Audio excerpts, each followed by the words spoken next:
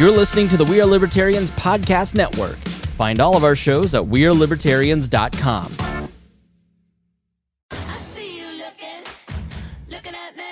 Can I have your attention, please? Yes, hi, Wanda Sykes here. You ever think about all the nicknames we have for breasts? Boobs, tatas, the girls, chesticles, bubbies. Heck, you might even have your own nickname for them. And yet, even though they get so much attention, they're still so ignored when it matters most. What's up with that? Well, on February 9th, tune in to see why I'm talking so much about breasts and visit yourattentionplease.com to learn more.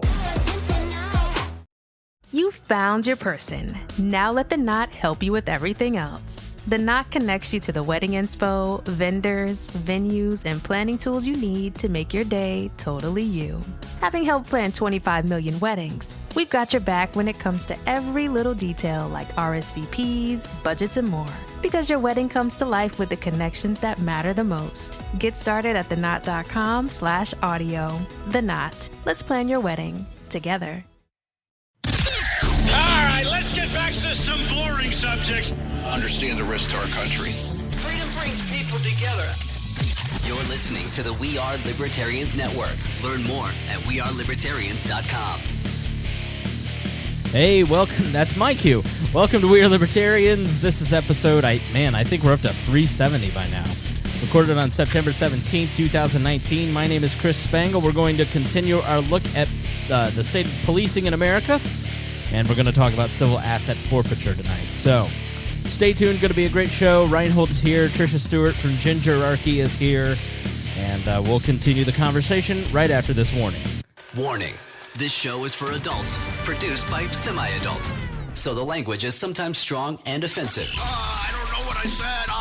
Welcome to We Are Libertarians, where our goal is to help you sound smarter while talking to your friends. We examine current events from a libertarian perspective while treating modern politics with all of the irreverence it deserves. There has been lie after lie. We toss out the screaming heads, put people before political parties, and give context to the news to make you think. Now, here's our host, a 15-year veteran of politics and media, Chris Spangle. Hey, everybody. My name is Chris Spangle, and I'm so excited to be here this week. 3 shows in a week. I'm spoiling you all. It's like it's 2017 around here. So we had a great conversation with Rob Cortell. If you haven't listened to The Swamp Explained, please do. There's separate feed if you want to get caught up for that. And Rob asked me to tell you, hey, go follow him on Twitter at Rob Cortell. You can find that in the show notes of last week's episode. There's a lot going on with the Jones Act. So be sure to go check that out. I will be in Texas this next week, the week of the 23rd, 24th, or whatever, for a few days. So if you're in Texas, I'll be down there for the national radio show, the NAB. So I'll be there Friday. I'm taking an extra day and just to kind of explore Dallas. So if you're around Friday evening and want to get together, then hit me up in the DMs on Facebook, and maybe we can arrange something. For all you Texas peeps, going to get to see the great Jason Doolittle, one of my favorite people on the planet. He lives there in the area, and so we're going to go out to eat. And I'm going to solve the Kennedy assassination. So honestly, I've got a big week ahead of me. So, but we will not be here next week, but hopefully with these 3 episodes, we're getting you through. Harry is out sick tonight. He had a tickle in his throat, he said. He said, I forget what he said. He said has sore throat, so... we don't know if he's joining us. I sent him the link just in case his throat tickle cleared up. But staging a coup of the co-host position is Rhinehold. Rhinehold, how are you doing? I'm doing okay. Well, you should turn your mic on there. Now you're automatically disqualified. I am completely This was quite lost. this was quite the coup. I'm trying to keep up to the professionalism standards we have here and we maintain for everybody. To be fair, I turned your mic off when you went to get water. What I don't understand, and I'm trying to figure out, is what it is that Harry complains about, because I'm burning up. It's hot in here. It's hot in here. I don't know what's going on. It's 66 degrees, and I'm sweating too. So maybe I brought it's 2 shirts, and I don't think I can do it. I'm gonna be sweating by the end of this thing. On Zoom, live from wherever the hell she lives, Tricia Stuart is with us. How are you doing? I'm doing well, and my feelings are really hurt. Thank you. You live near the Great Lakes. I don't want to say exactly where you live because I don't want people stalking you. It's already happened. Honestly, I know. Yes. Tricia is, I believe the people on the internet call you a cutie with a booty, and they slide in your DMs and get mad that you don't respond to them within 5 minutes of receiving the message. Yes, that is true. So, once again, we would have read you some of those messages, but I failed to prepare. So, Thanks, Chris. Yep, it's my fault. I'll take the blame on this one. Yeah, so it is great. And there, while you're subscribing to the Swamp Explained, make sure that you check out Libertarian Politics and Policy. That's where Dennis posts episodes. Gingerarchy, where Tricia posts episodes. You got some good stuff coming up, don't you? Oh, yes. I have some really cool names and interviews coming up. And then I think we're going to load up some other stuff that people haven't heard, which is very funny. Some good humor there. So very good. So we're very excited for that, and we're excited to have you both here. Man, I was gonna... I didn't even really think of anything. I've just been thinking so much about the topic that we've been talking about.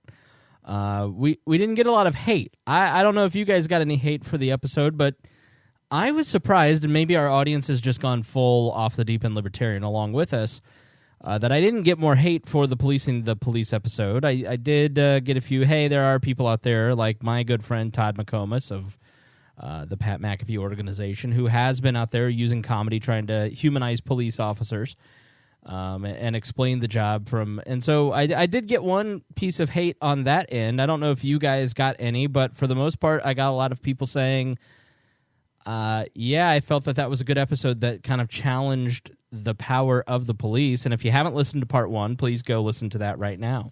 And I don't think we were really too hard on the police as much as we were the institution itself. I mean, right. We Tricia, talked about how... Tricia, he said hard on. Got to do it. I know. Set them up for you. Sorry, thank you. But no, we really were pretty... We tried to make sure that everyone understood that we were coming from a place where we know that most police officers are really out there just trying to do what they think is best and trying to help the community. And it's just the power structure and the systems and the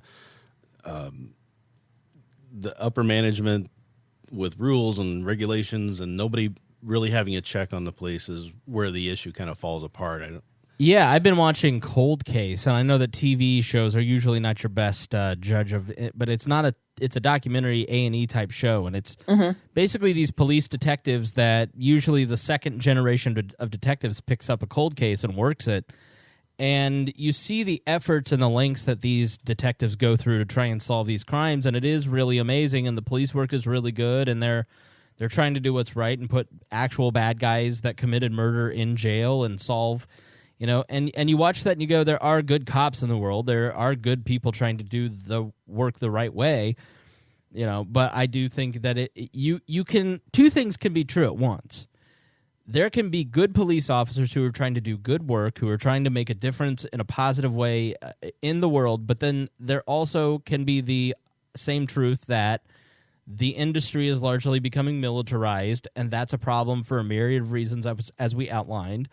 And it's the idea that we are asking the police to solve every societal ill. And at the end of the day, that really is what the message of these two episodes that we're trying to get across to people, that hopefully you walked away with in that last episode, is that politicians and the public that votes them in are asking police officers to solve every problem that we have in society. We're asking police officers to do too much.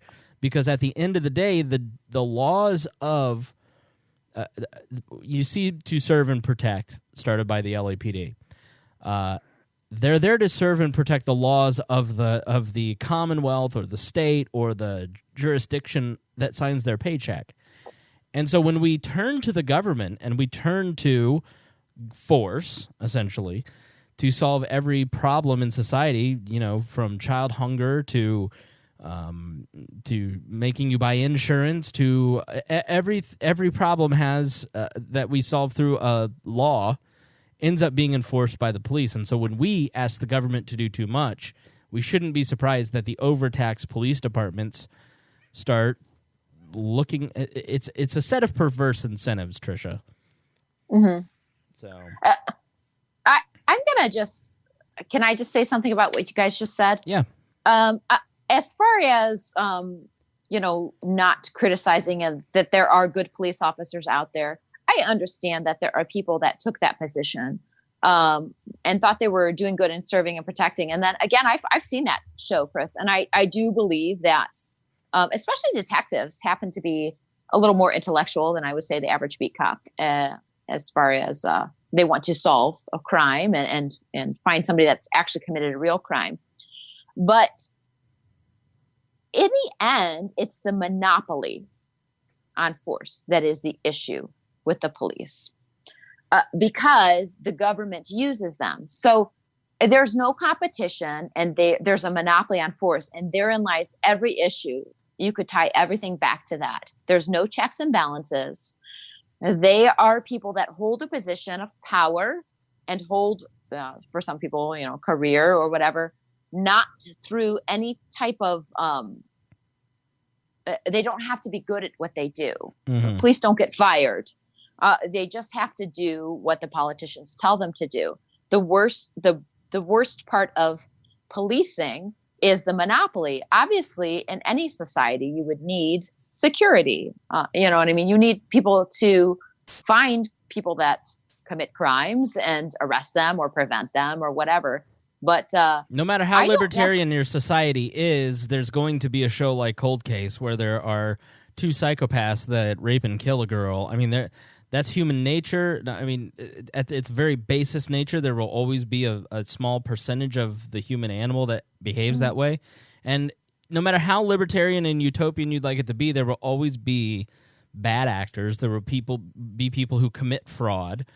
Yes. And so there's always going to be a need for security. And I think sometimes people think a libertarian society, when we say we don't like police, we're not saying there should be no security, there should be no police. Right. We're saying there should be no monopoly because just as conservatives will say, bad teachers should be allowed to be fired. They don't deserve tenure. They won't make that same argument about the police, and the left, Democrats, will often say bad police need fired, but then they will say, but not firing the bad teachers. Bad. So what libertarians are saying is like, no, let's not have the monopoly that creates the incentive to keep bad police or that protects its own, because there is only one option. And that's kind of what you're saying, is that there should be security and there will be security in a libertarian society. It just won't be monopolized with one single institution doing the policing. Yes, and funded through violent coercion, and there's nowhere else to go. Explain violent coercion. So violent coercion, so for some of you that are maybe new to libertarianism, libertarianism basically, in my opinion, which is always right, is we reject the initiation of violence. Okay. That doesn't mean that some people don't deserve violence against them if they predicate it, or if they initiate violence, you can defend yourself. What that can relate to in every topic of libertarianism, and then especially the police, is that I have not hurt you, I have not stolen your property, and yet in the same time, you could actually lock me in a cage, murder me, and I have not done those things. Therefore, you're initiating violence. It's a very simple principle.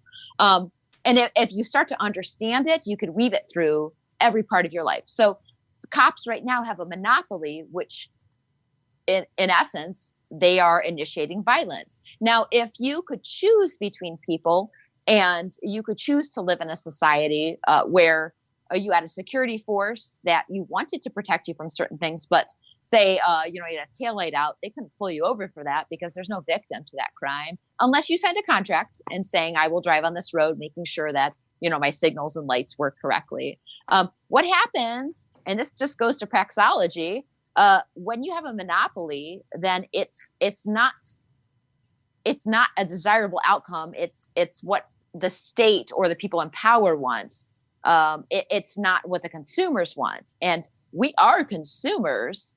And if we were able to dictate what security was able to do, that doesn't mean they're not going to be here. That just means that, most people wouldn't sign a contract where somebody could pull them over for a taillight and tase them. Like that's not what human beings would do. and it's kind of weird, to be honest. But I would argue that we have done that because we're the ones who authorize the police to do this. We're the ones who authorize the politicians to put these people in place, to put these rules in place and laws in place, and these things are happening around us, and we're not fighting back as a majority of society and making the change that needs to be made. So would it... Well, you're saying voting is consent to everything that happens, and that's just quite patently false. No, I'm not saying voting is consent. I'm saying... Then how did I do that? I'm not saying you did it. I'm saying the majority of people. When you go on Facebook, for example, when you go on Facebook and say this woman shouldn't have been tased for having a taillight out, the amount of people that tell you you're an idiot. Yeah, they're defending. I mean, people are begging for more government a lot of times. Yeah. They're begging for right government now, that's solutions. What's going on. And there's a lot of us who are out there, libertarians and other like-minded people who are out there saying this isn't right and we shouldn't be allowed to do this. But at the end of the day, the majority of people voting for this stuff want this, apparently, which is mind-boggling to me. I don't understand why they do. I know exactly why. I think it's propaganda and a weird mindset where they think that they're so scared of something and they don't know what it is, so they're just kind of glomming that fear onto everything, and that's how it's kind of happening. But I think more logical and evidence-based examination of this, people would have a different view on it. And I would like to get us there, regardless of whether we do it in the current society or we get to a libertarian society and do it. Either way, I would like to see the people stand up and say, no, we're not going to do this anymore. We're not going to allow this anymore. And have the majority of people actually make that difference. Right. Happy Constitution Day, Tricia. Oh, my God. I had my morning constitutional and thought of it. I love you. It was so funny because at some point last week, Dennis is like, I want to make a joke, but I don't know Tricia very well. I'm like, let it fly, buddy. Let it fly. Oh, baby. Bring it on, Dennis. So let's jump back into our great show notes by Sam Schultz as we kind of continue talking about the evolution of policing. We talked a lot at the end about the militarization of the police and no-knock raids and the erosion of the Fourth Amendment. And I wanted to open this week's episode kind of examining how law has evolved in America, but really across the board, regarding these no-knock raids and privacy and the Fourth Amendment issues. So let's give it a historical timeline. And as always, both of you, if you want to jump in and give some more detail, please do. So in 1604, in English common law, the Castle Doctrine protected residents from unannounced government intrusion. And that basically the Castle Doctrine says in common law is just widely accepted law, right? So if two people are living together, you don't need to pass any laws. It just says that if Tricia and her boyfriend are living together, the government doesn't need to put any kind of stamp of approval on it. They've lived together for 10 years, so they're common. It's called a common law marriage. It's probably where most of you hear the term common law. But it just the general pattern of human behavior and accepted law is what common law is. And the Castle Doctrine is part of that, and that basically is every man's home is their, or woman's home is their castle, that your property is your property. And that really became enshrined in the early 1600s. Now, in 1791, the Fourth Amendment to the U.S. Constitution banned unreasonable searches and seizures. And in 1914, in Weeks versus the United States. Now, Dennis, you know all good things. When I say 1914, surely you're about to get some rights taken away. Because when 1912, 13, 14 starts popping up in a timeline of historical events, you know it's about to be good. It was an ugly time. Yes, and so in 1914, Weeks versus the United States was passed by the Supreme Court, passed or decided on by the Supreme Court, and it says evidence from illegal searches must be excluded from trials. So that was actually a good protection. In 1958, in Miller versus the United States, the court said prior notice is required before police can force entry. In 1995, Wilson versus Arkansas, or Arkansas if you're uneducated. The court said police don't need to knock if there is a risk of danger or destruction of evidence. So if they have reason to believe that you're flushing the cocaine down while, shooting babies in the face, then they can just knock the door down. Which comes out of the drug war. If it wasn't for the drug war and people worried about flushing drugs down a toilet, that never would have had an issue and never would have been in there. And you see that in police procedures, and I don't know if this happens in real life, but you're like, did you hear a baby, a woman screaming and a baby, and then they knock the door down.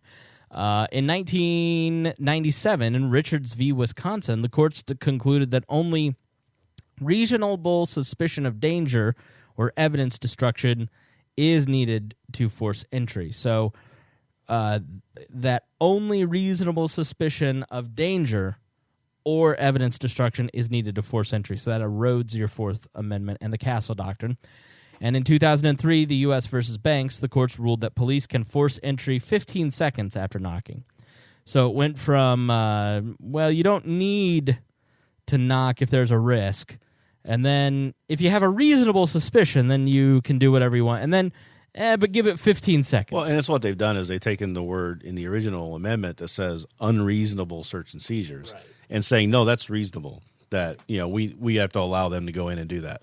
But I don't know if that's really what they were trying to say when they were saying unreasonable search and seizure. I think at the time they were saying much more narrow of a definition of that reasonableness. So that's the problem I always had with a lot of these laws and decisions is who's defining reasonable at the time, and that changes throughout society, and that's why we end up with this living document where people just start putting their own spin on things. And the other thing too is common law is used to determine some Supreme Court decisions. I mean, they do take common law into account, so that also changes throughout society. So you can see where the trend has been going. Right, over the past 100 years. Common law, generally accepted laws over the course of human history, the development from the Roman Empire on, the Grecian Empire. All right. So after a series of rulings in the 90s, officers were able to obtain a warrant to forcibly enter a house with merely a, quote, reasonable suspicion that announcing would be dangerous or allow the destruction of evidence. Paradoxically, that standard allowed the use of the most extreme force in pursuit of the smallest amounts of drugs, since a few grams or more are quickly flushed than a few bales. In a 2003 the Supreme Court affirmed the right of officers to break into a residence with a standard warrant after knocking and waiting only 15 to 20 seconds. 3 years later, it undercut even that requirement by concluding that evidence remains admissible even when the police barge in more quickly. So you didn't need special circumstance. Now it's literally just barge in if you want, and if you're under that 15 seconds, so be it.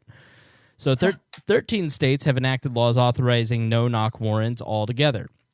Another 13 have blessed them through rulings by appellate courts. In 7 states, no-knock warrants are routinely granted in the absence of explicit authority by statute or the courts. In the 16 states and the District of Columbia, no-knock warrants are not customary, but the police can nonetheless make unannounced entries with standard warrants. Oregon is the only state with a law requiring the police to always announce themselves before serving a search warrant.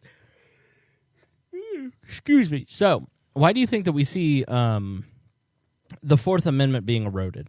What? Because to me, the idea that a person's private property is sacred, it's generations of human beings fought up until 1604 to get that right, to establish that right.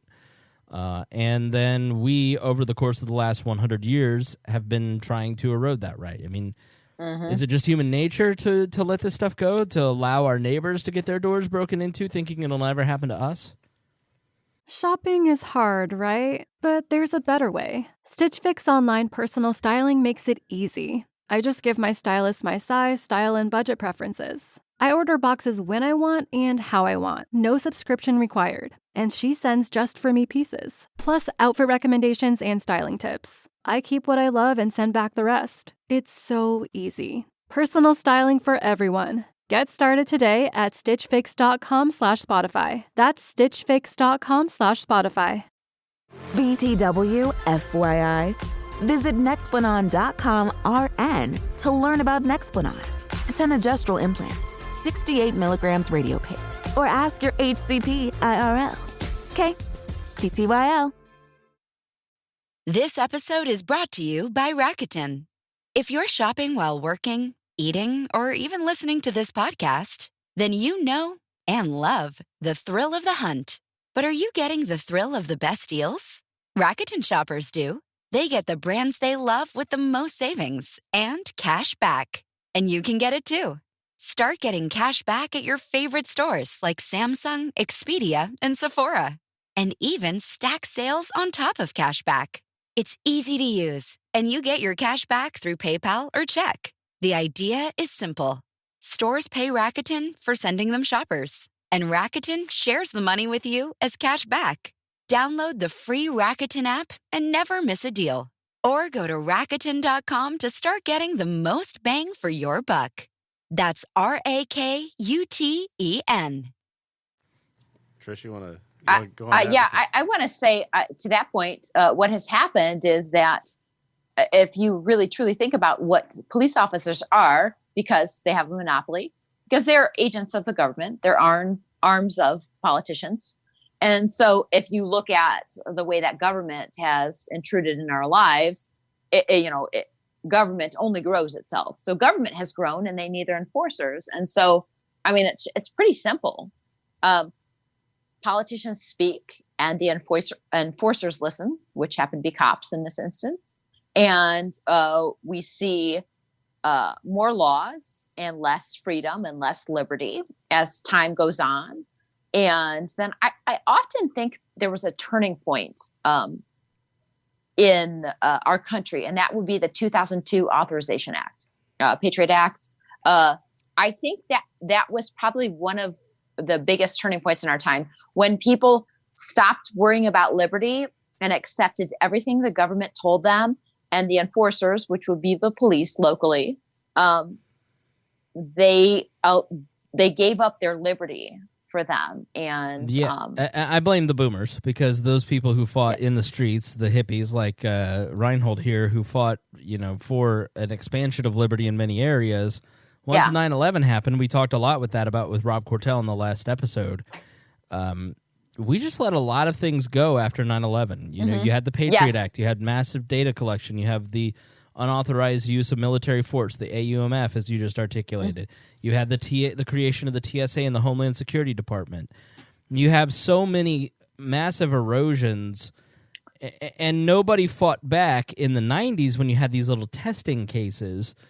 And again, it goes back to people basically begging for it. I mean, we have to, if you don't want these rights to be eroded, like the Second Amendment, if you don't want the Second Amendment to be eroded, you better stand up. You better be courageous in your speech and explain why your rights are non-negotiable.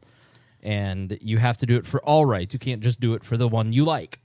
It's the funny thing I noticed is that the American people were going to say, we're not going to let this terrorism change us. We're not going to let what happened on 9/11 change us.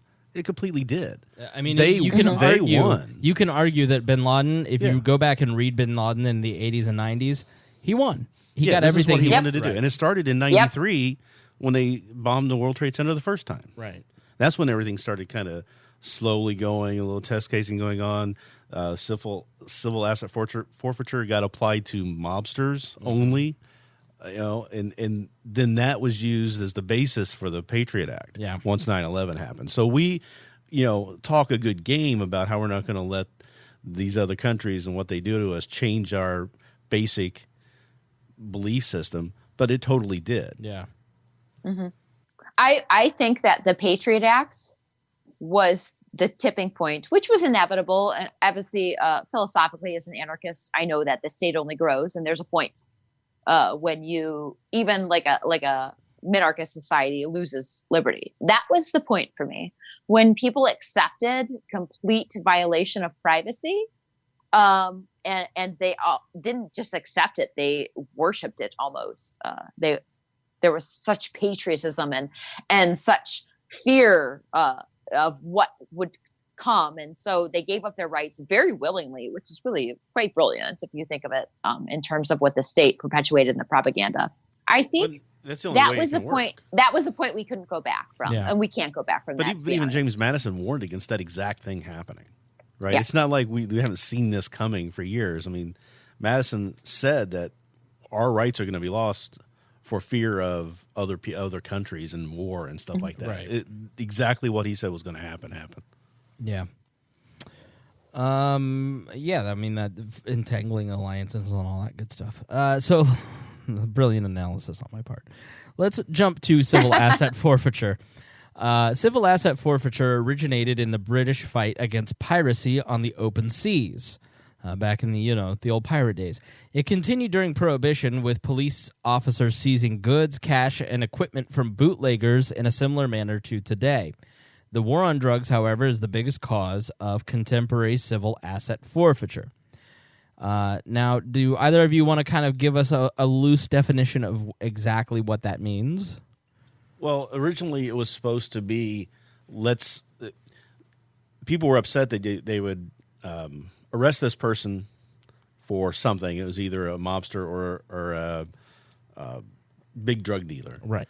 And they would be able to go out and buy the best attorneys, and they would go all these loopholes. They would get themselves off, and they wanted to crack down on that. So the idea was that you take all their stuff from them when you arrest them so that they can't go out and buy the best attorneys. And then they have to do with like what anybody else would do, and they would get a fair trial that way.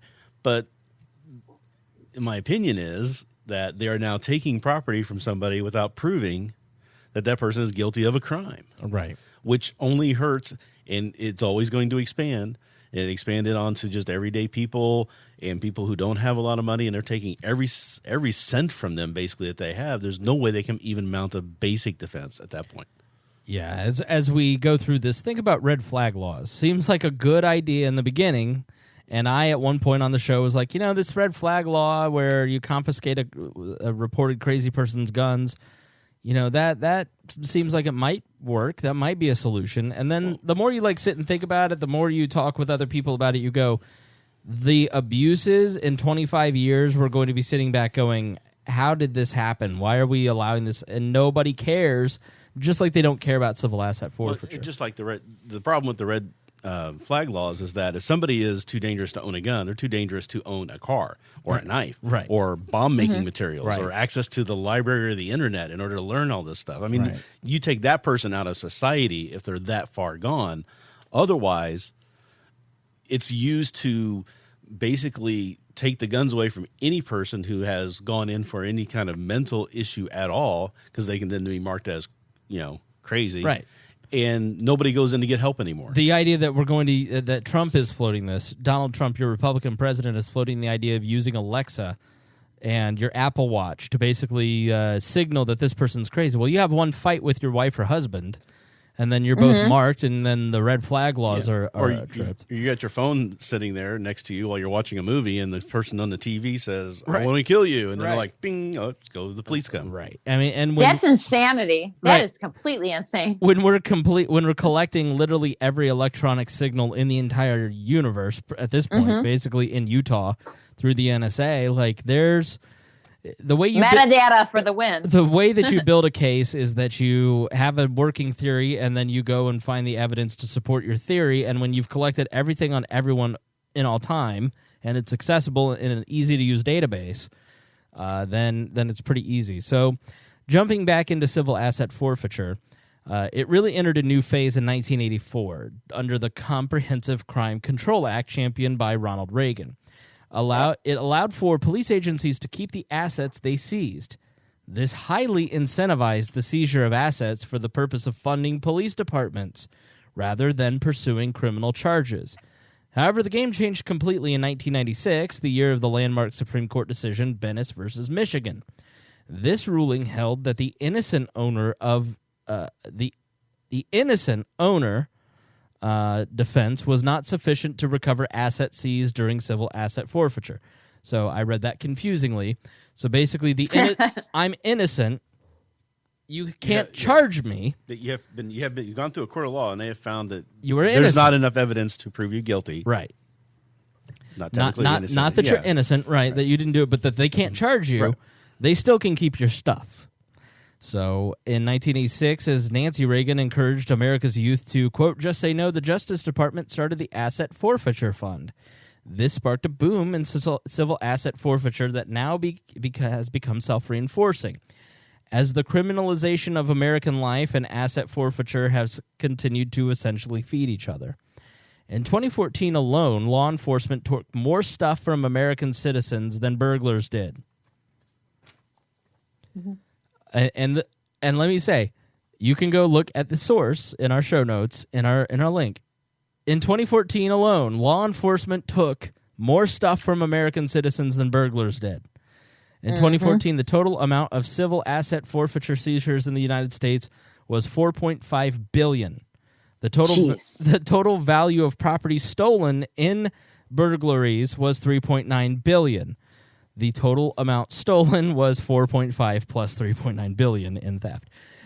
So criminal asset forfeiture versus civil asset forfeiture. There's a difference.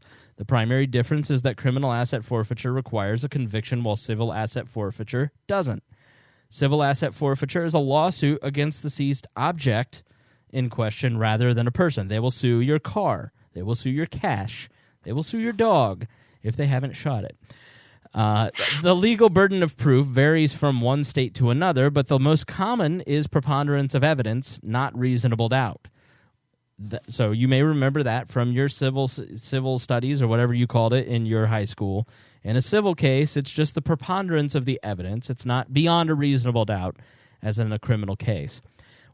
So essentially, it means if juries decide that the state's case is more likely to be true than not, 51 to 49%, not beyond a reasonable doubt, 100%. In a civil asset forfeiture trial, courts can weigh the use of the Fifth Amendment. This is not true in criminal trials. The burden of proof question becomes crucial when it comes to retrieving property. In criminal cases, assets are returned if the prosecution fails to prove the guilt of the accused. In a civil asset forfeiture trial, the accused effectively has to prove their innocence to get their property back. Thus, civil asset forfeiture is a highly attractive option for police departments looking to scare up extra scratch in tight budgetary times. What's more, the accused is not entitled to legal counsel. This is why, in most cases, it is not economically advantageous to try and get one's property back. The lawyer fees will quickly eclipse whatever the value of the seized assets have. Now, civil asset forfeiture has exploded since '86 when the total seizures were $93.7 million.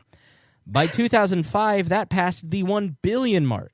That was double the 2004 amount of $597 million. By 2010, this figure jumped to $2.5 billion, with more than 15,000 forfeiture cases, 11,000 of which were civil, not criminal. And one thing to note in all of that, in all that time where we've gone increases in the civil asset forfeiture, crime has been dropping like a stone. Right. Exactly right. Cash seizures in Tennessee have gotten so widespread that the state legislature has begun to investigate it.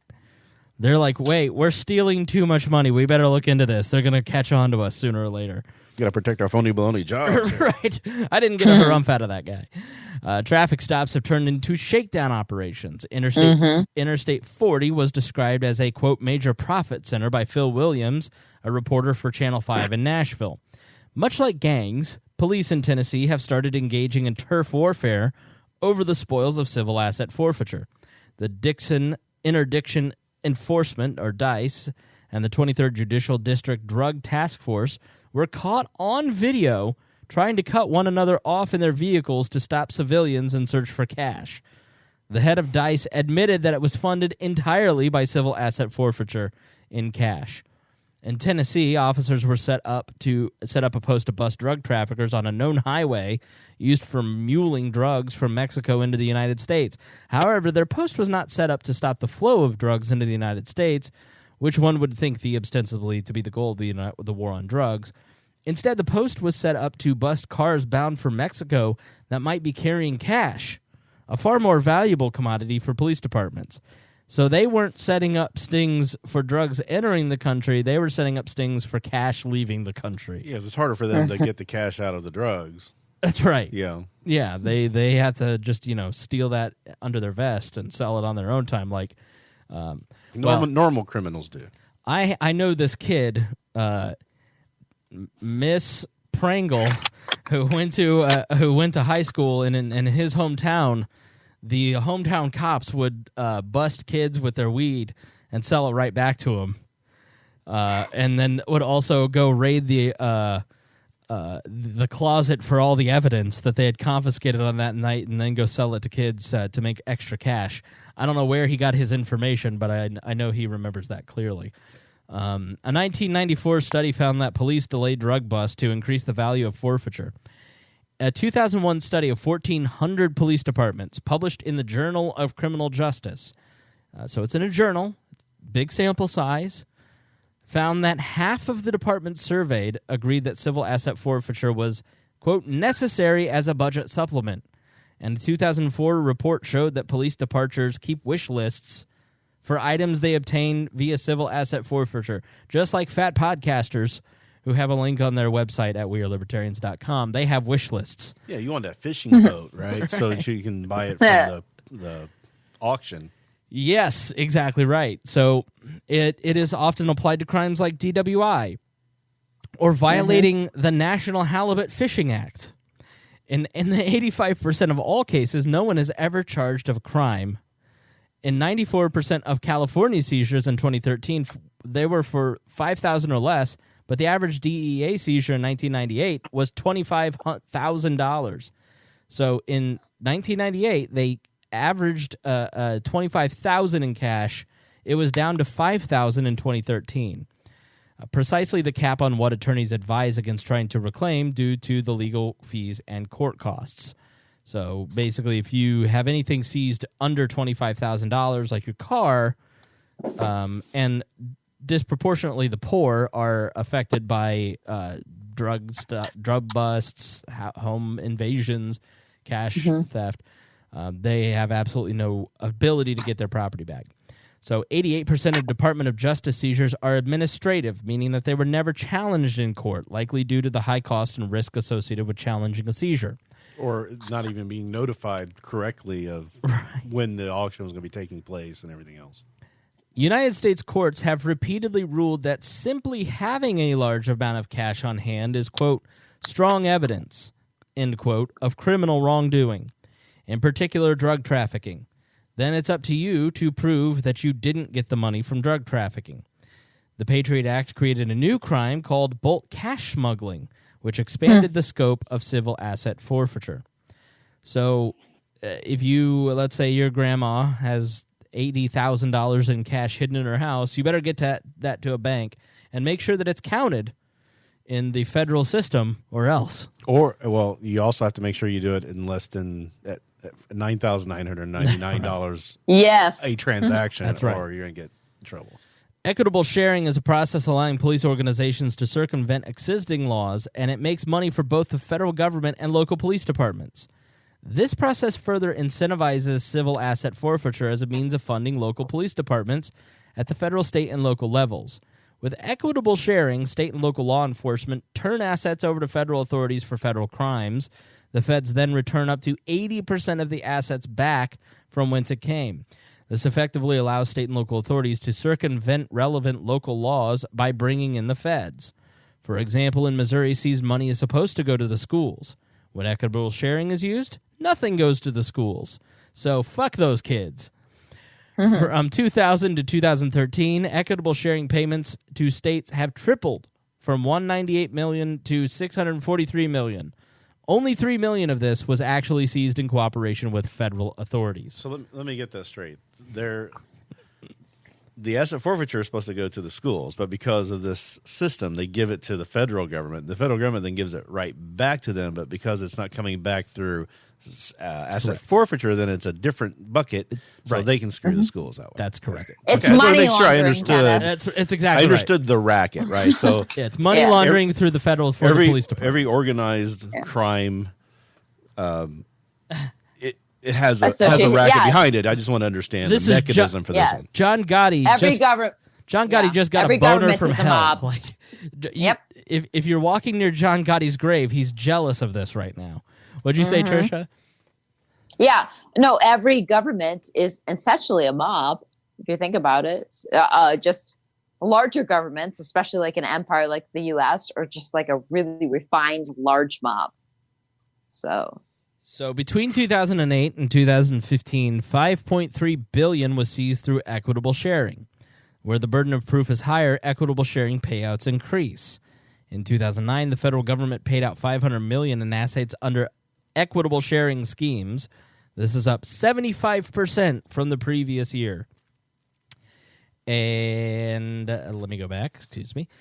In North Carolina, law enforcement agencies get more than $11 million per year through their participation in the federal equitable sharing program, even though the state banned civil asset forfeiture and redirects all forfeiture proceeds into a fund for public schools. So even in the state where you're banning it, they're using this program through the feds to get their money. And by the way, the feds aren't just giving the money back for free. What happens they're taking a 20% cut. They're taking a 20% cut, but then they're also getting the money because the police departments are using that money to buy new tanks and military equipment and guns and everything else from contractors and federal governments and everything else. Exactly right, and the military itself. So let's look at some of the laws by state, and if you're innocent, it can be a real challenge to get your property back. Remember that. At the federal level and in 35 states, the burden of proof is on the owner. In 5 states, it depends on what kind of property was seized. In the remaining states in the District of Columbia, the burden of proof is on the government. In some states, fighting seizure in court means the risk of paying the state's legal fees twice. In half of all states, law enforcement keeps 100% of all forfeited assets. In an additional 9 states, 80% or more is retained by law enforcement. Now, proponents say that asset forfeiture stops crime at their roots. If law enforcement officers are able to cut off the tools used to commit a crime, such as a car driven during a drug exchange, then crime rate should decrease, the thinking goes. In practice, though, it has a negligible impact on crime rates and merely provides a perverse incentive for police to seize as much property as possible in order to fund their departments. The Institute for Justice found that more forfeiture proceeds did not resolve in more solved crimes or less drug use. The study also found that asset forfeiture activity increased in times of local economic stress. So that coming recession, protect your property, don't stop for the police. By comparing crime clearance rates to asset forfeiture revenue, the study found that the impact of forfeiture funds on crime fighting was, at worst, insignificant and, at best, wildly overstated. For example, the study reported that a $1,000 increase in forfeiture funding per officer would mean solving just 2.4 more crimes per 1,000 reported offenses. A recent survey of 560 civil asset forfeiture cases in 4 Texas counties conducted by the Texas Tribune found that half of the cash seizures were for less than $3,000, and 20% of the cases were not accompanied by criminal charges. Another investigation earlier in the year by several South Carolina news outlets reported more than 55% of the time when South Carolina police seized cash, they took less than $1,000. So they're literally beating kids up for their lunch money at this point. A recent analysis of more than 23,000 asset forfeiture cases in Chicago between 2012 and 2017 found the median value was $1,049. Nearly 1,500 of those seizures were for amounts under $100. So they literally just stop you and say, "Oh, what do you got in your wallet?" and then go on their merry way. I mean, that used to be the bribe to get you out of the crime. Now they just take it because they don't have to worry about it and take you to jail. Right. Too. If you say, if you want some of this money in my wallet, then let me go, then you're going to jail. They don't even have to. Don't say anything. Just hand them your wallet. Yeah, they have no incentive to take the bribe now. Right. It's unbelievable. And I had first heard about civil asset forfeiture after becoming a libertarian. That's usually when anybody hears about it, is after they become a libertarian. And it must have been around 2011. And I didn't think that could possibly be true. I thought there's no way that the police, because even as a libertarian, 10, 11, you're like, the cops aren't bad. You you anarchists. And then you start to like really look into it after Ferguson, and you read Rise of the Warrior Cop, and you're like, hey, this isn't great. And then you hear about civil asset forfeiture, and you go, holy shit, this is just theft. This is robbery. These people are crooks. Like, I don't know. When did you first hear about it, Tricia? You probably were just incensed. Yeah, well, I would say, having come from the right, I did have a little police worship for a long time, but understanding the mob mentality of police, I think, is really important. So if you kind of study maybe the mobs, maybe during Prohibition and stuff, you can understand that you need to obtain power over people. You need to control their finances. And these are mob tactics. I mean, and it's been used throughout history. So what they're doing is scaring people into giving up their property because these people have, they've got the corner. They have the monopoly on the market. And so, if you own a business, if you're your own person and you're driving down the road, well, you need to keep driving down the road, don't you? You need to keep running your business. So what are you going to do? You're going to give in to the mob, because if you don't, you're going to be in a cage and can't work. And so when I started to understand that the police are basically mobs that are the arms of the government, then I started to understand that when you look back into monopoly, there's no recourse for police. It's not like we can take this person's their money or their property, and then if we did it the wrong way, or we violated their constitutional rights, or we broke some certain laws, then there'll be recourse. There's not recourse. The mob doesn't have recourse, and so it doesn't really matter. So they just can keep perpetuating this, and so I know it sounds like I hate the police, and honestly, I'm going to say I'm not a big fan, but they're basically the mafia, only they have such a larger source of power because they come from government. Remember, in places where organized crime had a real strong foothold, crime rates were really low because they didn't put up with that kind of junk. Right? I mean, they did their thing, and whatever they, and you could say there was a lot of law breaking going on, but there wasn't a lot of crime. Right. Those are two different things. Yeah. I think that's really important because I know that on We Are Libertarians, a lot of people are maybe newer to it. So I think there's Dennis makes a good point. There's a difference between crime and crime. So crime requires a victim. Otherwise, it's just a poor choice or something you probably shouldn't do, or maybe you should. I don't know.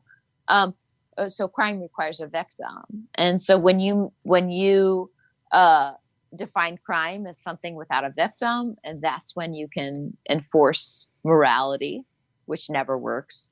And so, I think therein lies a problem. That's pretty philosophical. Maybe that's too much. Well, I mean, the basic libertarian view is people should be free to live their lives as they choose, as long as they're not violating the rights of others to the same. It's almost word for word out of what Thomas Jefferson said in his first inaugural speech. Right. The government that governs best is one that leaves men to that governs the least. Yeah, to their own. Yeah. Take care of themselves, and if they're not harming anyone else, we leave them alone. Basically, is kind of what he said. I'm paraphrasing, but I've got the actual quote. Yeah. It wasn't the government that gives its citizens free Hawaiian punch is the government that's the best. That I would think that's what he wrote, right? Well, that was exactly it. That was always the underlying sentiment, right? I've been to Walmart. Our government gives free Hawaiian punch away. And we just had this deification of law and order and police departments over the past almost 20 years. I think it's really it kind of started under Reagan.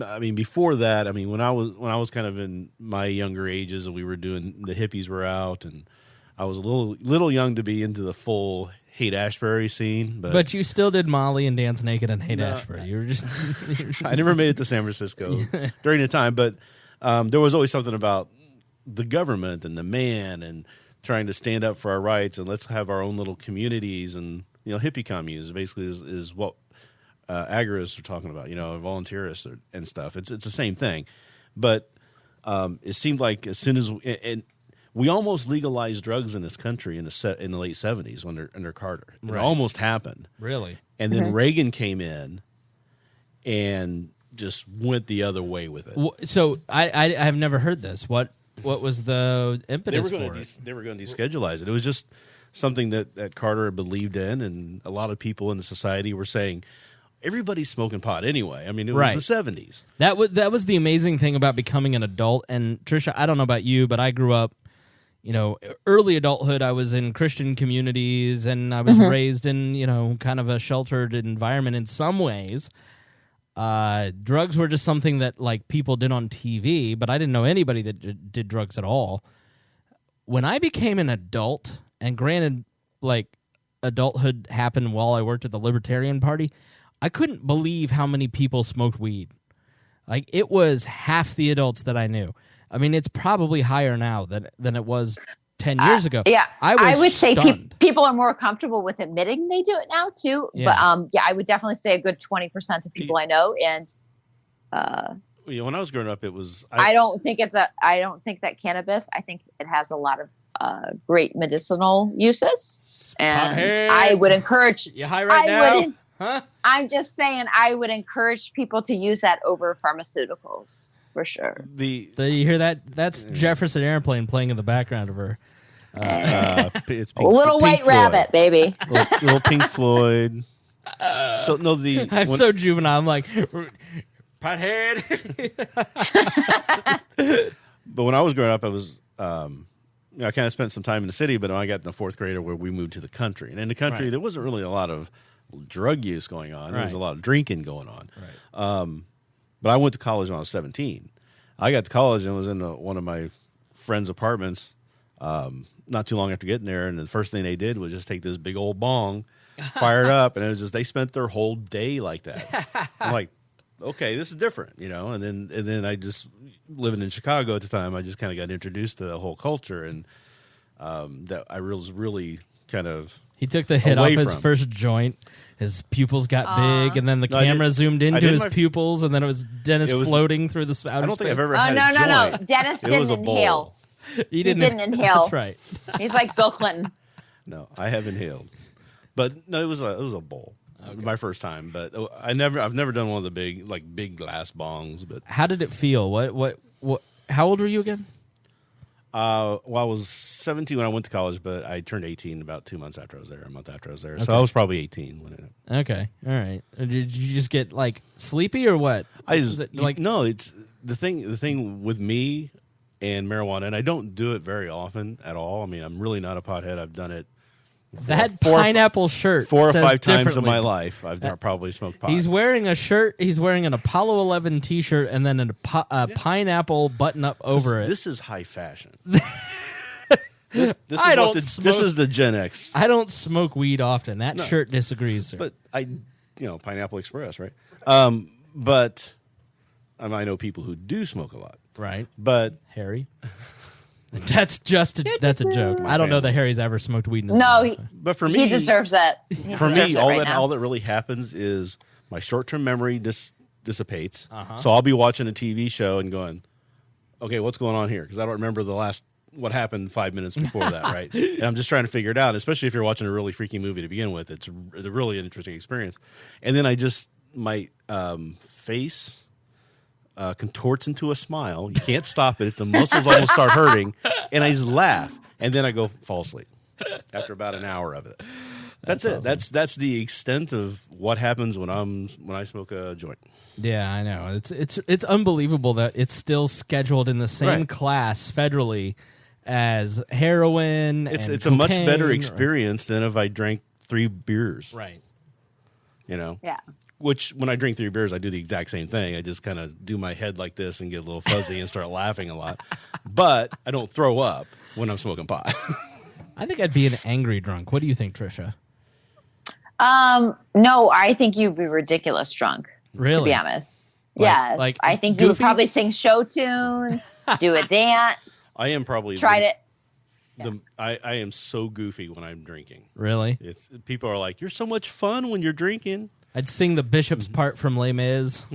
Yes. Yeah, you would come out like full voice tenor. I had a dream. So all of a sudden, Hitler did nothing wrong, and start singing the producers. My filter completely goes, so I start making really bad jokes. I just laugh all the time at everything. That'd be great. It's pretty fun. My 40th birthday, my wife threw a surprise birthday party for me, and their goal was to have me wasted as fast as possible because they started giving me vodka martinis the minute I walked in. I was just like, this is weird. And they'd got a band and everything else. It was really cool what she did. And then my parents were there, so this is the first time my mom and dad had seen me drunk. And literally, they were pouring me pure vodka martinis. That's it wasn't. So they were like a little bit of vermouth in it, and I think I was plastered at 15, probably 45 minutes in. I was like, just, hey, how's it going? And I was like that for 3 hours. That's hilarious. Well, let's move on. Thank you for sharing your stories here today. Thank you, Dennis. You're a lush. Hi, That's Tricia. So I'm a hippie pothead lush. We already just discovered this, right? How I got a career or anything else is unbelievable. So how are the police viewed today? Let's talk about public sentiment around the police. There's an extensive Pew study on this in the show notes. But the American public has increasingly come to view police as warriors and enforcers, not guardians. In fact, almost a third of the public now view their local police as serving an enforcer role instead of a protector role. It's working. Yes. In recent years, police reform has become a major topic in the U.S. as tensions between citizens and the police have grown, especially after the 2014 killing of Michael Brown in Ferguson, Missouri. President Obama, after a grand jury deciding not to bring charges against the officer who killed Brown, said, quote, "Understand, our police officers put their lives on the line for us every single day. They've got a tough job to do to maintain public safety and hold accountable those who break the law." Critiques of police. Now, I will say that, who was I listening to? Rush Limbaugh, actually. Oh, Lord Jesus, Christopher. At some point last month, I heard Limbaugh say, this woman called in, and she's like, my husband is a New York, an NYPD officer. And it's, you wouldn't believe it, Rush. He's in Brooklyn, and he walks down the street. 10 years ago, they'd salute him because they worshipped them after 9/11, and now they'd throw things at him, and they're horrible to him. And I went, excellent. No, I'm just kidding. I don't. Yeah, you should not. You should not throw things at police. You should be polite to the police, just as you should be nice to any human being you see in your path. Human being. Okay. Now listen, that is dehumanizing. That's what they do to criminals. I'm just messing. I know. She's not at all. But I don't also go around throwing people in cages for plants. So I'm probably more human. Yeah, but you do shoot the dogs, right? Everybody does. Right. That, right? Well, yeah, you got to do that. I fear for my life. But I did think that it was interesting. That little anecdote about even in the NYPD after 9/11, almost 20 years after 9/11, it's tough being a police officer there in New York City. You know what's really funny too? They're talking about de Blasio basically like rotting out the reputation of the police. Why doesn't the fire department have this? Yeah, why? View? Yeah. Exactly. Right. It's a government. I have a unique perspective on that. Go ahead. So I happen to be in a relationship with somebody that does that. What puts out fires or police? Or well, what? I'm not going to go into too much detail because I don't share too much. No. I want to know: were you dating a cop? No.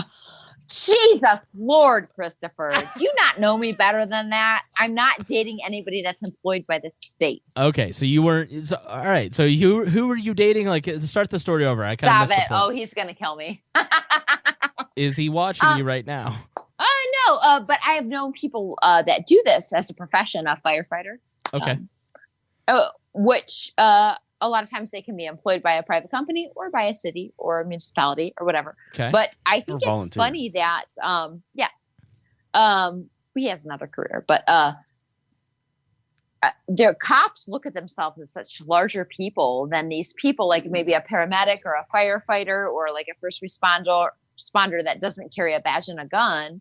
And they're praised so much more. And it's like, those people actually perform a service. Like, I don't remember like calling the cops to get me in trouble for anything. But yeah, I've had people that are ill and I need somebody that has medical training, or I've had an emergency situation where I need like a firefighter to come. And then you think about 9/11, who were the bravest people? Not the people that have held a monopoly on force with a gun. They were the people that went into a building to try to rescue people and stop a fire. That voluntarily chose. I mean, Yes. that's why we honor their sacrifices. That's a hero. Yeah. Right. That's a hero. Nobody was standing there pointing a gun at police officers saying, run up those stairs, or firefighters run up the stairs. They voluntarily chose to go up and help and save people. And that's that voluntary choice, that act of heroism, is why we honor and celebrate those people. We don't honor and celebrate people who voluntarily choose. Like I have never needed paramedics or the fire department in my life. I think I needed the fire department as a kid because I was watching like Jaws, and I was sitting in the living room, and the roar of Jaws was intense. And then I look over and I'm like, the fireplace is on fire. But I was a kid, and but as an adult, I've needed the police several times, and you know what they've done? Absolutely not a goddamn thing for me. Yep. Ever. Every time I've had property stolen, they've never helped. They've never done anything. They're completely useless. They don't even show up half the time. They've come 4 hours later and took a report down and said, we can't do anything to help you. At least have done that. I talked to officers on the phone, but I've had plenty of interactions with police officers at traffic stops, or, like, if you want to know why the profession is under fire, most of the interaction that people have with them is as they're collecting revenue. Mm-hmm. And I was almost ticketed today. Fortunately, they got the guy in front of me. I will be slower to work tomorrow because now I know where they're setting the trap. But they almost got my dumb ass twice now. That is the experience that most people have. And it isn't a time when you voluntarily called for help. And usually, and the amount of people that I have talked to that have called the police for help have not been helped. Domestic violence victims who call because the husband is genuinely outside their window stalking them, and the police officer says, in Amanda's story in episode 141, why didn't you shake your boobs at him longer so we could have caught him if he'd stayed out there longer, if he'd done that? Jesus, that's Lord. That's the kind of help that I often hear police officers kind of giving. If you call a paramedic or a firefighter, they're going to perform a service for you. Right. So if you want to know why the profession is genuinely, but again, let's go back to it. Why are police officers? Yes, they're choosing to go to work every day, but they're being forced by laws into certain situations. Like you're telling me that we really need somebody to pull me over for going 10 over the speed limit on the interstate. You're telling me I'm watching cops fly by me every single day on the interstate. It's a charade. Speed limits are dumb, okay? I'm going to say they are. They're stupid. Everybody has that natural speed that you go that you know is safe, and your natural intuition, your incentive to not die is to slow down. I've always said that the law should be, if they're going to have a law, the law should be, are you driving recklessly? Are you driving dangerously? Are you tailgating somebody? Are you cutting people off? If somebody witnesses you doing that, pull them over. Give them a big old ticket. I called 911 2 weeks ago, and I reported somebody for reckless driving on the interstate. He nearly put me in the wall. He was weaving in and out of traffic. He was going 100 miles an hour. I almost wrecked at 80 miles an hour on the interstate because of this guy. So I called in the license plate number. Tricia, do you still love me? I don't know, Christopher. Like, I understand the sentiment. If we had a voluntary society, there would be like a hotline to call those people in. Right. The problem is you called the politician's arms in on him. Well, that's the option I had, and he almost killed me, and he was gonna kill somebody else. So, but I would say what Dennis said actually about speed laws. There's a lot. I've read a few studies about speeding and how police officers, when they pull somebody over, actually make the situation less safe and more dangerous. And so it's really funny. Like if say, I don't know, a year and a half ago, I'm driving down 35 and I'm going 42, and a cop swings around the other way, almost cuts the guy off behind me, and then comes and steals the money from a single mom that busts her ass so he can take his government welfare check home at night. He's the one who actually made me less safe. I was following the flow of traffic. So actually speed laws have nothing to do with safety, but like somebody weaving in and out of traffic and things like that, obviously in a voluntary society, those people get pulled over and it's dangerous, Yeah. but I felt speeding is really silly. I felt no guilt calling the armed enforcers in on that one. I'm sorry. He was a danger to the hood and drinking his juice. So Well, yeah, no, and I think drunk driving, even though it doesn't necessarily have a victim being pulled over, I think that could be solved through a voluntary society. Well, yeah, and I think I have a problem with drunk driving because people are like, well, there's no victim. I'm like, you're putting yourself in a situation where you don't have complete control of yourself behind the wheel of a dangerous killing machine. Mm-hmm. That's reckless. Right. You are endangering the public. There's a victim there, right? Just because you got lucky and didn't hit somebody doesn't mean you weren't in a position to actually hit somebody. It's like going out with a gun in your backyard, in a crowded street, drunk, and just waving it around and randomly shooting. It's the same thing. You may or may not hit somebody, but you're still endangering everyone's life when you do that. Right. So I don't see that as any different. All right, so let's give you a little more detailed information here. So critiques of police are often tempered by assertions that the police provide a necessary peacekeeping force to guard against crime and ensure that criminals are brought to justice. In reality, they operate as an armed collection agency, targeting citizens with traffic stops and imposing fines that have become integral parts of the city's budget. The police, as James Baldwin once put it, are simply the hired enemies of the population. In America, we have made the police the primary problem-solving institution in our society. We profess a moral objection to something, say, sex work or drug use, so we criminalize it and charge the police with stamping it out. Most perceived threats to America's safety, urban gun violence, foreign terrorist attacks, immigrant crime waves, result, in fact, from American policies or are created wholly out of our imaginations. And I truly believe that once we realize that the government is at the root of so many of our bad ills in society, that it is causing so many ills, and humans realize that they don't truly need the city, state, and government anymore, they will start to reform it. But we're going to have to start swallowing some hard truths, and it begins with the idea that we are asking police to act as these armed collection agencies. Yes, there are a lot of good detectives out there, for instance, that you might see on those TV shows who do solve crimes. There are a lot of cops who do save lives, but there are a lot more people who are out collecting revenue for their local township, instead of that LAPD beat cop that you've seen in The Shield or on SVU. So it comes down to the fundamental idea that if you want police relations to be better with the public, then stop asking the police to do so much.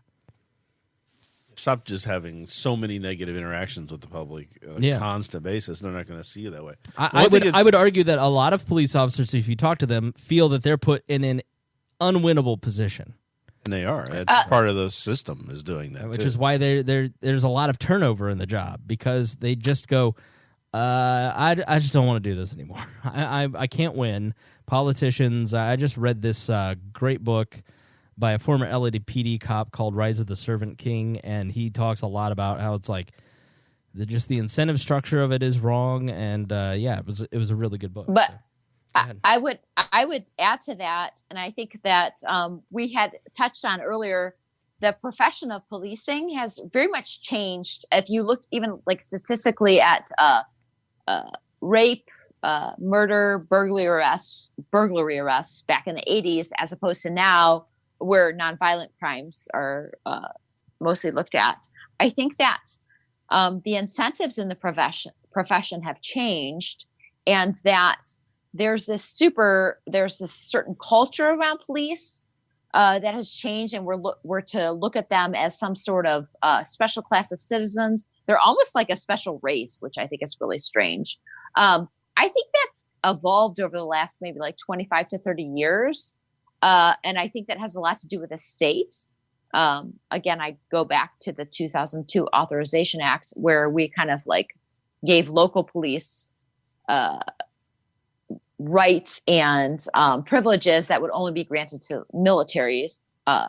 And so I think maybe our whole mindset of policing and the police state, and then the whole mindset of the police looking for crime and looking not to serve and protect, but to find somebody doing something wrong. I think that's definitely been a huge part of what's wrong with policing in America. I think it has changed dramatically over the last 30 years or so. Okay, so, if nothing else, we are fair and we are libertarians. Everyone says all of the time, We Are Libertarians is so fair. I've never seen a podcast more fair than this. We're going to give the police their say. And like I said, if you are a police officer and listen to this, if you've made it this far into it, send me an email because I would love to talk to you. But The Economist did a series of interviews with various police officers around the U.S., and this is what they had to say about their own job. One lieutenant from an urban Midwestern force put it sometimes feel like the only voice you ever hear is criticizing you. If you watch the TV news, or our good work only gets 2 seconds. When we do something bad, it gets 2 minutes. Another officer, this one a veteran from a northeastern suburban force, says he thinks that the media and the rise of smartphones makes policing look worse than it is. The 10 seconds you see a man being hit with a baton, it looks horrible, but you don't always know what that man was doing. Any use of force looks horrible, even if completely necessary. I don't think that this is... Now, you're reacting. Now, there is some justification to that because you don't know exactly what was happening in a lot of these situations, Tricia. Is every police action where they're subduing a perpetrator with force, is that a bad interaction in your eyes? Oh, I would go to the question of why are they subduing somebody? And so I would say probably 99% of the time, it's wrong. What is your purpose of subduing this person? Is it worth physically violating somebody to enforce a law that a politician brought down on you? Were they selling cigarettes? Right. Illegally? Who cares? Exactly. Who cares? I understand why they think that way. I just think that they think improperly. If you are willing to, we're trying to be fair on We Are Libertarians, Chris, and I'm going in the opposite direction. So you can just cut me off if you want. No, you say whatever you think. Okay. Sometimes I'm not super eloquent, but that's not what we're known for. To think of it, okay, sweet. Then I fit in. If you think objectively about it, it really doesn't matter what your intentions are. If you are violating somebody's rights and they have not hurt anybody else, you're the bad guy. But what if you get on tape a suspect or a person that's committed just a violent crime, for instance, a mass shooter or something, and you have video of a person, let's say they've broken down the door and they're tackling a rapist and it looks violent as they're subduing them and beating them with a baton. Yeah, I mean, a lot of times we do, they're beating the hell out of an Eric Garner, for instance. Christopher, how many times have you seen one of those videos? I don't sit there and watch all that like porn like I do. Right. I do.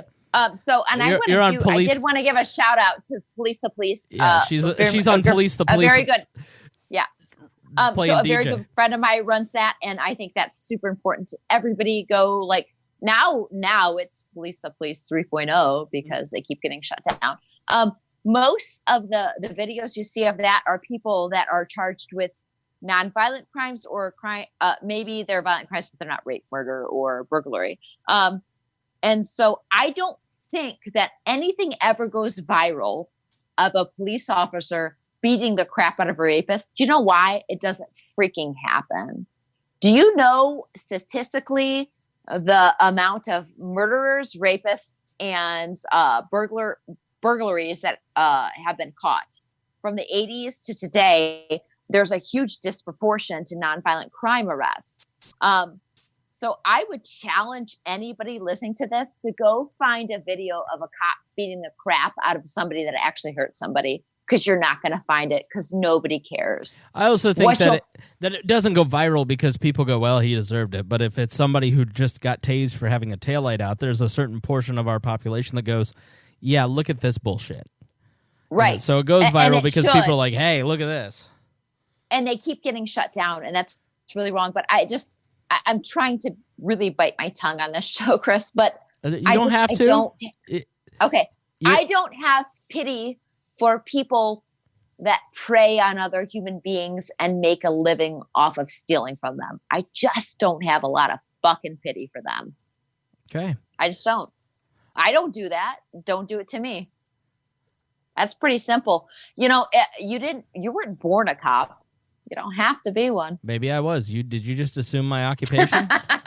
Chris, you'd be the worst cop in the whole world. I would hug every criminal. I'd be like, who hurt you? You would. You'd be like, have you been to therapy? Because therapy is really good. You're just suffering from childhood trauma. That's why you did this. Yes. Acting out. Right. This is your outer child acting out. Let's get in touch with the inner child right now. Put the gun down. I don't know why I turned gay as I became a cop, and I just instantly Yeah, what the hell? What's this rainbow? Put that down now. This is the Rainbow Cop Deluxe. You don't have to. You can say whatever you want. Just because I said I was being fair doesn't mean you have to be. Okay. You're what's called the voice of the listener, or at least the anarchist ones. All right.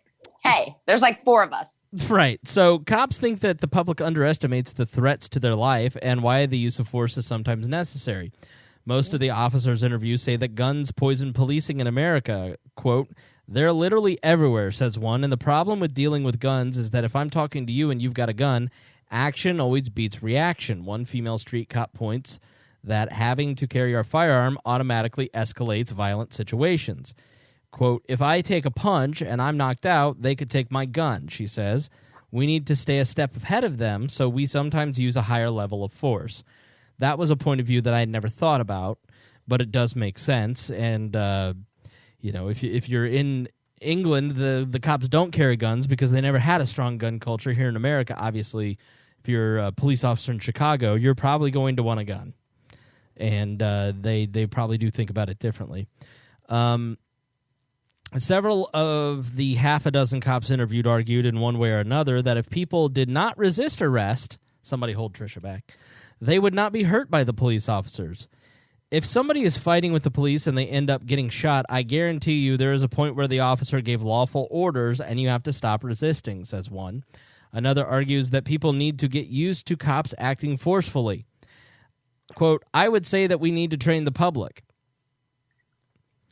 These cops, a significant minority, seem to suggest that the use of force is always justified when people resist arrest or disobey orders. Dennis, you're acting like Tricia. Are you okay after that? How do you feel about a member of the government? Train the police.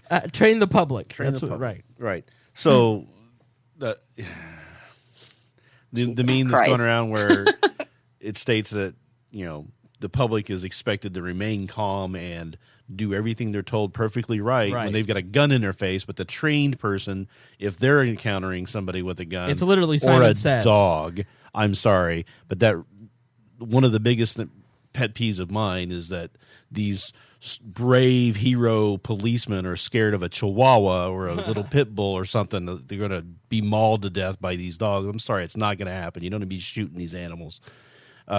It's kind of infuriating because the police are the ones who are supposed to be trained in how to defuse situations. They're not diffusing anything. Right. I mean, what happened to teaching them how to diffuse situations? Right. As we heard in the last episode, they're not trained. They're rarely trained. Right. And the other thing, too, is that we were reading through the statistics on, the perceptions of the police and everything else. But the other thing that goes along with that is that we have lowest crime rates we've had in a long time. Mm-hmm. They've been going down steadily for decades. But if you ask people, 70 to 75% of them say that things are worse now than they were 3 decades ago. Right. Because there's just the mindset. And so they're the ones who are letting the police do what they need to do because they feel like there's so much crime out there. We have to have these people out there protecting us. And who are you to stop them from keeping us safe? And think of the children. Yeah, you're literally playing Simon Says, and if you don't play Simon Says right, you're going to get shot. Did either of you ever see the Arizona man sobbing and begging for his life in the hallway of the hotel His name was, we actually covered it here on the show. His name is Daniel Shaver. And he's crawling on his hands and knees, basically begging for his life. And then the cops shoot and kill him. No, they murdered him, Christopher. They murdered him. So, I mean, you can watch this video, and I really think everybody should. So it's pretty shocking. There was the mentally challenged person that was in the street, unarmed, sitting, and it was shot. Right. Was it Thomas Kelly, who was another person who had some mental issues, was beaten to death.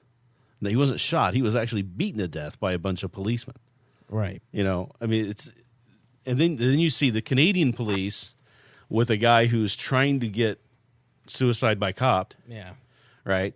He's trying to get suicided that way, and that policeman had a gun, but he stopped, didn't pull it, and diffused the situation and talked him down and got him contained without any violence whatsoever. That's what the training should be leading us to, is teaching them how to really interact with those situations. Tricia? Anything to say, Yeah, Tricia? I think the training actually, so maybe technically the training tries to show them that, but once they get onto a department and become part of this brotherhood and this fraternal order, it's quite different. And what they're taught is that you're a victim. They want to kill you. There's a war on cops, and you need to be proactive. And I think this whole war on cops story and false narrative is part of the huge problem. It's patently false. Police officers have one of the least dangerous jobs with one of the best pays for the lowest amount of education. So it is not a super dangerous position. That's completely false. That's a media-driven narrative. I think that the most dangerous profession is to be a logger. I think it's a timber worker. Or a crab fisherman, I think, too, is another. I think. Podcaster. Yeah, police are about 13 down on the list.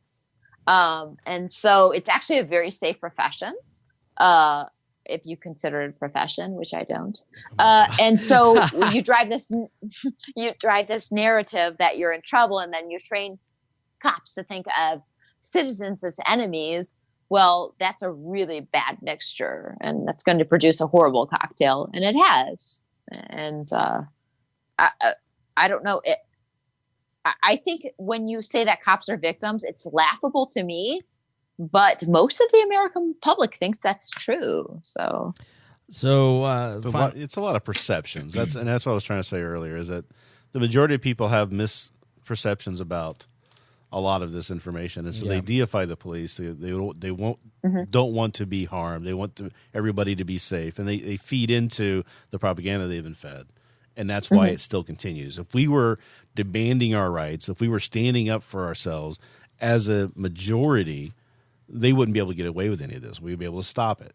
Yeah. It's just not the situation right now. So more education is the only thing I can think of, getting the word out, trying to somehow change the perceptions in this country for that.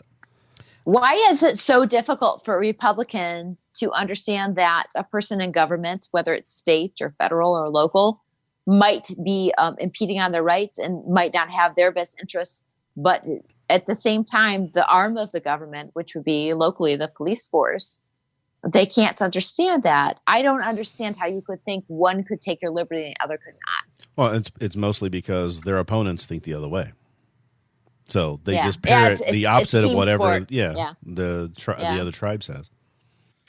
Yeah. Okay, so final comment is another problem that officers are often judged according to how many people they arrest, not how many crimes they actually prevent. It's all about numbers now, laments one suburban cop. Does an officer spend 2 shifts working on a burglary, or does he go out and write 20 speeding tickets? There are few incentives for trying to solve problems, explains another. The people who get promotions, the people who get specialized jobs, are the people who get arrests. So again, it goes back to and I would invite everyone to go watch The Wire, the entire series. It's a documentary, basically, on the dysfunction of city governments, and not just Baltimore. I can tell you, as somebody who was heavily involved around city government for a while here in Indianapolis for about a decade, all that stuff happens here in Indianapolis, and it's a pretty darn good functioning city compared to Baltimore. There's even a reverend in town with like the same name, Stephen Clay, with much worse problems than that Stephen Clay, but very similar problems in addition. So, but yeah, The Wire kind of shows the improper incentives, and much like any bureaucracy, if you try to do the right thing, then you're doing the wrong thing, and if you do the unimportant thing, then you're doing the right thing. And it's all about making the politicians look good. The Shield was the same way, documentary. Absolutely, yeah. And that's, what this LAPD cop in this book talked about. He's like, he went to get a job at a suburban branch, and they were like, how many felony arrests did you have? 40.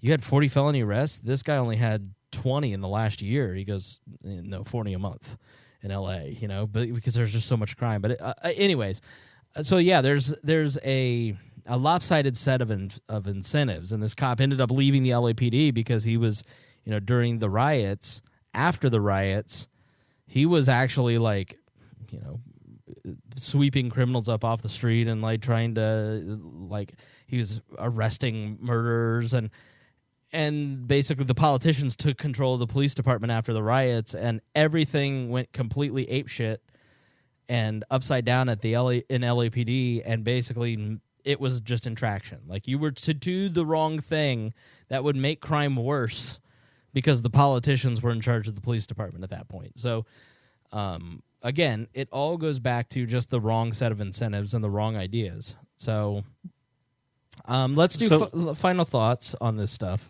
Let's start with Rhinehold. Go ahead. I was going to say, so can we put together a plan to fix everything? No. What would that plan be? I have nothing. This is the best I can do, as we are libertarians. We're going to get that too. You're going to say, all you do is complain, but you don't provide any solutions. I used to have great ambition, and then I did this show and started learning, and then all my ambition was like, I can't fix any of this. Right. So really, that's the problem, is that how do you fix that sort of thing? And there's a lot of thoughts. There's a lot of people trying to figure out ways to do that, but until the perceptions of the people change, I don't really think you're going to get anywhere with any of it. And I don't know how to change that. That's the problem.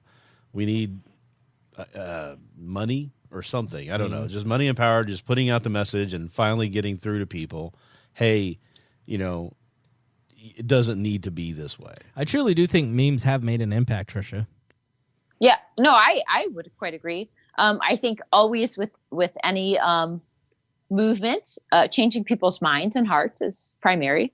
I would say there are some groups out there working politically and legislatively that are doing good. I work with the coalition to fight the injustice at the county jail here. We've had several deaths, people being held on nonviolent crimes. I just met with a guy from Americans for Prosperity, and they're working at decriminalizing, working at mandatory sentencing and lightening that. So I think there's definitely things we can do. But I think the most important thing is making people understand that they don't have to buy the lie that the mainstream media is selling them.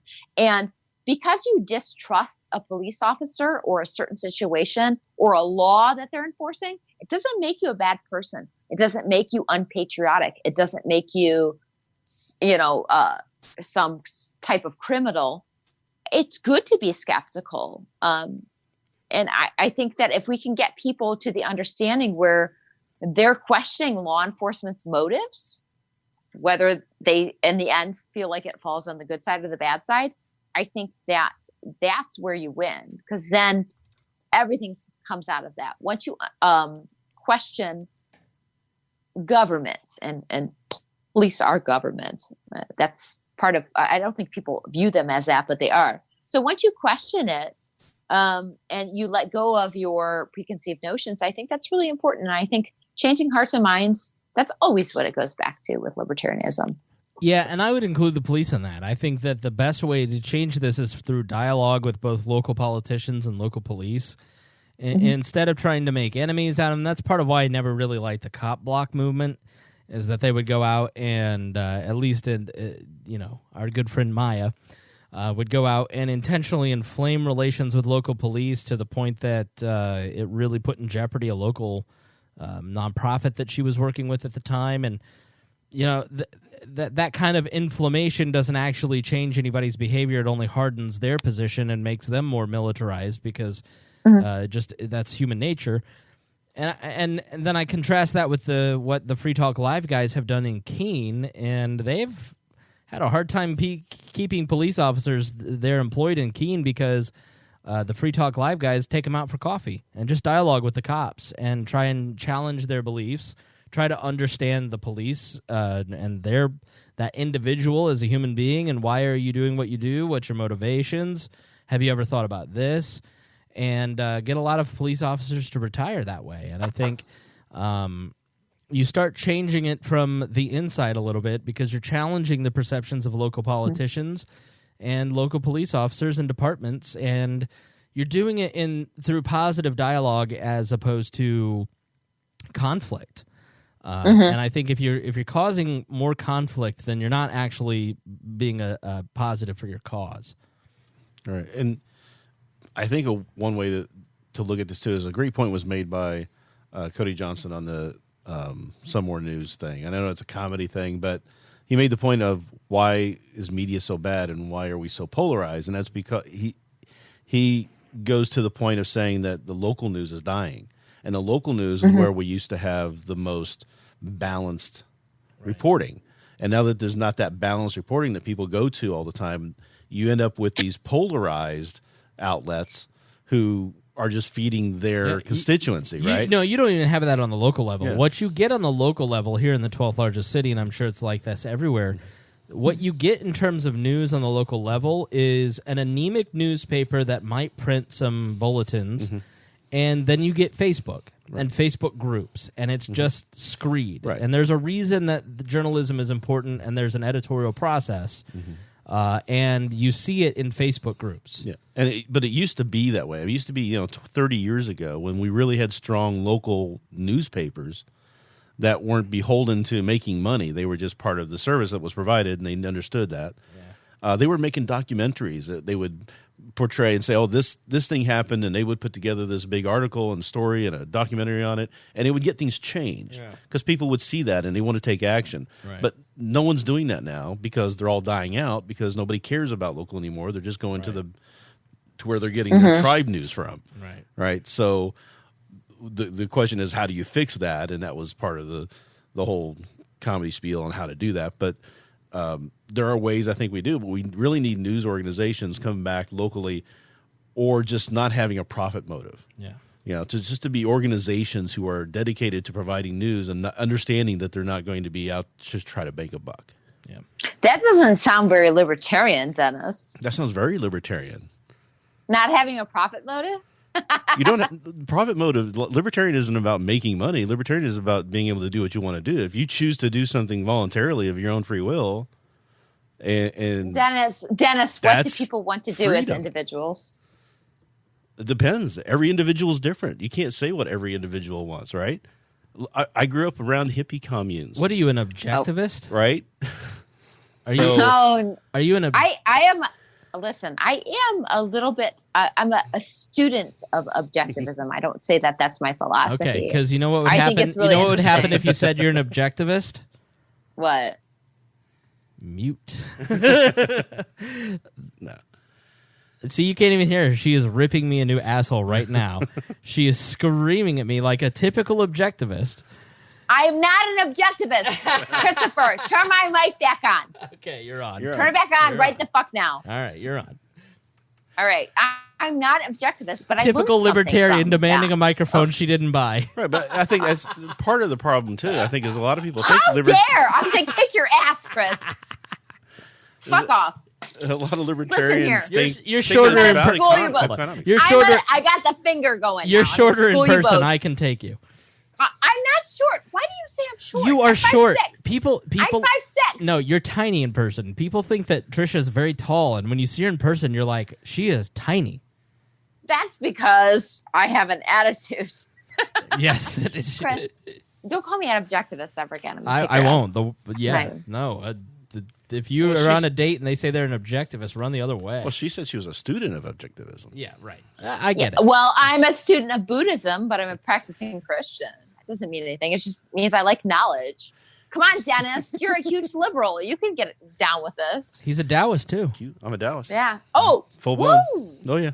We got all the religions. We just need a the first libertarians were Taoists. Were they? Yeah. Who? 5,000 years ago. Oh. You read the old Taoist articles, and that's what they were talking talking about. I've only been around for 29 years, so I wouldn't know, Dennis. Sorry. Something got in my throat. I hate you so much right now. Oh, man. I love you, Tricia. You're funny. Me too, babe. All right. Is everybody done saying their final thoughts? Okay. Tricia, your final thoughts for the show. Plug yourself, too. I thought, well, go follow Gingerarchy. Follow me on social media. Go to wearelibertarians.com, of course, because you're listening to the show, but subscribe. I was going to say, I appreciated the way you approached this. Actually, the show notes were completely awesome. That research was really good. Because I don't want to, even as an anarchist, I don't want to give off the feeling that I hate cops. And I'm going to say I dislike them very much. But I don't know. I felt a lot of hate, to be honest. Okay, I do. I'm going to say I have an extreme dislike for them. But I think that there's a really important point to the fact that you should be able to have a conversation with them. And so I think that's a good starting point. I actually had a couple really cops message me on social media and talk about... Answer me, bitch. Yeah. Why don't you answer me? I love you. You're beautiful. I hate you. Die. No, that was not the cops. Actually, it was a really interesting conversation. I'm going to have one guy on Gingerarchy. But so I think that there's definitely a line between, just being like FTP, which I won't say what that means, and then saying, here's why I think what I think about the police in America. So I want to make that very clear that I don't advocate violence against police officers. Yes, I have very much disdain and dislike for them, but I also am really willing to have an open dialogue with them. And so I appreciate what We Are Libertarians does in that fact. Thank you. And don't forget those notes. Who wrote those notes? Sam Give Schultz. credit, 'cause Sam's just they were great. it. Isn't Sam great? He is. Yes, he makes me sound so much smarter than I am. He does a lot of research. He's just really. I have no idea what he looks like. He's not in any of the other Facebook groups. He could be a total plant. I have no idea. I've never met him. I know nothing of him. He just. Are you serious? I'm dead serious. Yeah. And he turns them around so fast. He does it. He does all that work. Turns like around so fast. Yeah. And it's like, if you get a mic and start your own podcast, you get Shut up, Dennis. Shut up. No. Ixnay on the Oddcast page. Yeah. No. Listen, he writes really well, but maybe he just needs the voice to give him charisma. That's what we're doing, right? Are we doing that? And when you think charisma, you think Chris us. Spangle. That's right. Yeah, he's just he does. I'm laughing too hard at that. I know. Thank you. Yeah, asshole. Yeah, Brian Nichols of the Brian Nichols Show messaged me. Hey, are all the show notes in an easy to grab location so I can go and read those? I was like, no, because that would take organization. But maybe I'll have Paul do it since he's not doing anything else. Oh, no. I'm having a show with Brian in a couple weeks. So, yeah, Brian's awesome. Brian does a great job over in his show. So, Sam is just one of the many people like these folks are, like Tricia and Rhinehold and Paul and many others. But our patrons always help us do amazing work. I'm excited to see Jason Doolittle next week in Texas and Dallas. That's where I'm going. Craig DaCosta has been a great patron for a long time, as has Christy Avery. And we're excited to have Jeff Bennett along and Ed Brehab as well. In the Patreon group. So you guys are great supporters of the show, as are all of our patrons. We thank you guys so much. Thank you to Mitchell Mankiewicz. Mitchell, I'm very sorry. But Chris, what the hell? But I talk to him all the time over on Twitter. So he can give me shit there for mispronouncing his name. Thanks so much for upping your contribution. We've got a lot of great patrons. I'm actually, we're at the end, so I'm gonna go through the $25 and $10. It's gonna be a lot of names, but I want to just say thank you to these people by name, because all of you guys do such a great job of faithfully contributing to the show through financially and helping support people like our other hosts as well as this show and keep things going. I mentioned Mitchell. Thanks to Andrew Bowman, Paul Jonathan Eads Jr., Stone Aldridge, who helps run the Instagram, Ryan Lindsay, who does a great job of running Wall Reader. Go check that out at wallreader.com. Liberty Memes, yes, that Liberty Memes is a $25 a month supporter. Ray Wolf, Mario E., Rob Place, Rhinehold, thank you for being a $25 a month contributor. Catherine Iverson, Richard, The Liberty Extract, Michael Schultheis, Joshua Sexton, Jacob Klingensmith, Rick Irvine, Carly Ernst, Brandon Kester, Dan Dunbar, Christopher Brokoff, and Todd Singer. Thank you guys so much for being $25 a month contributors.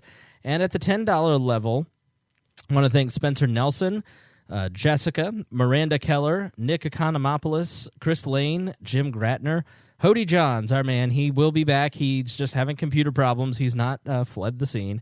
William White, Joe Kubinski, Zach Ripple, Don McClellan, Hadley, the cat is in the way, Hadley Boz Fisher, Jordan Laycock, Brian Litton, Shane, Ryan Roberson, you know what, I've even asked her how to pronounce this. I'm so sorry. Virginia Maktaba. Oh, God. I know. I am so bad at pronouncing names. Logan Knoll, Derek Scott, Michael Eugene Rowe, Toby Stoltzfus, Albert Rockaway. Man, he's going to give me shit too because I talk to Al on Twitter all the time. Tom Howd, Mark English, Chris Murray, Samuel Alexander, Chris Bartline, James Darling, Ryan Clancy, and Rebecca Cash. You guys are all fantastic, and we have many different $5 folks. I'm not going to read all of your names, but we do appreciate that, and I just I'm very thankful for everybody that contributes to We Are Libertarians in a multitude of ways. It really keeps me going, and I've been doing this for almost 8-9 years now. Oh man, what? So 2012, March of 2012. So almost 8. Yep. Well, that's when you'd been in this podcast, but you were doing a podcast before that. I was. The Libertarian Party of Indiana podcast. I've been doing this for 10 years now. So over 10 years I've been podcasting. And also do Leaders and Legends, a project I'm really proud of. I produced that. And then the Pat Down, the comedy podcast, which, Tricia, I know you listen to the Pat Down. Yeah, I love it, and I'm so excited to see Miss Pat in Cincinnati next month. I may actually be opening that show. I know. I'm going to heckle the shit out of you. Oh, great. So I may do stand-up for the first time. We'll see. I'm thankful to everybody who keeps us going because after 7.5 years, I'm tired. And you guys all really help keep this thing going. So thanks so much to everybody that listens.